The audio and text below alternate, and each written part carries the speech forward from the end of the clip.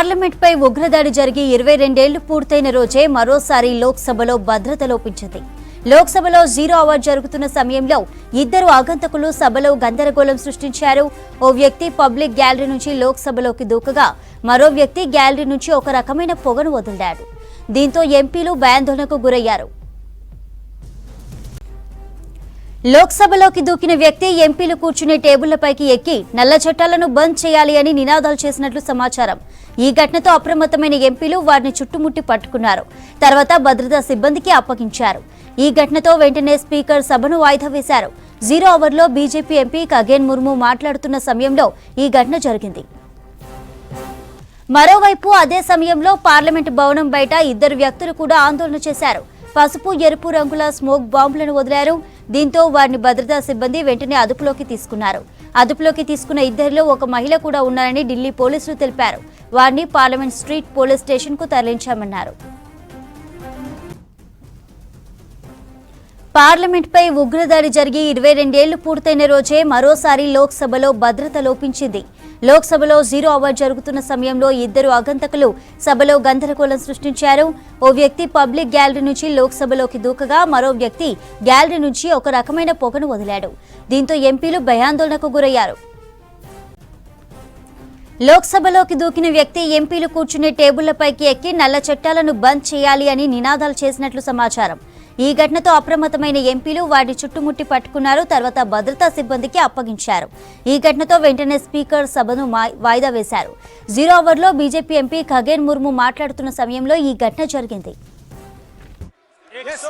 125 साल पुराना एक British legacy Abhiranjan ji was also there at the time when the speaker is making the ruling. You were also there. You were also there. आसमी जी इस bill को लेके आ रहा है और इस बिल के माध्यम से आज कांग्रेस इतना चिल्ला रहा है. कांग्रेस का जमाना में 2004 से लेके 2014 तक ये 664 पोस्टल ऑफिस बंद करवाया गया. लेकिन मोदी जी आने के बाद 2014 to 2023 5000 नया पोस्टल पोस्ट ऑफिस खुलवा दिया और इसी साल 5746 पोस्टल और देश भर में खुलने जा रहा है और खुल रहा है. इसलिए इस पोस्टल के माध्यम से हमारा दूर दराज पहाड़ी इलाका में और गांव में सारा पोस्टल का सुविधा मिल रहा है. और ड्यूरिंग कोविड में भी पोस्टल का इतना सुविधा उपयुक्त पब्लिक ने मिला है और इसको मोदी साहब ने और आसमी साहब ने इस चीज़ को आगे ले जा रहा है. आज पोस्ट ऑफिस में हिंदुस्तान में 28 करोड़ अकाउंट खुला गया और इसमें 17 लाख करोड़ डिपॉजिट भी किया हुआ है पैसा. और इसका माध्यम से सुकन्या समृद्धि में 3 करोड़ अकाउंट भी खुला है और साथ में 1,41,000 करोड़ डिपॉजिट देश भर में हो रहा है. और साथ में महिला सम्मान सेविंग सर्टिफिकेट के ओर से 21 लाख का अभी सेविंग सर्टिफिकेट हुआ है. साथ में ये पोस्टल ऑफिस जो है, ये पोस्टल सर्विस जो है सिटीजन सेंट्रिक एक सर्विस है. 0 आवर चल रहा था, हम लोग अपनी बात रख रहे थे. अचानक गैलरी के अंदर से 2 आदमी कूद आए.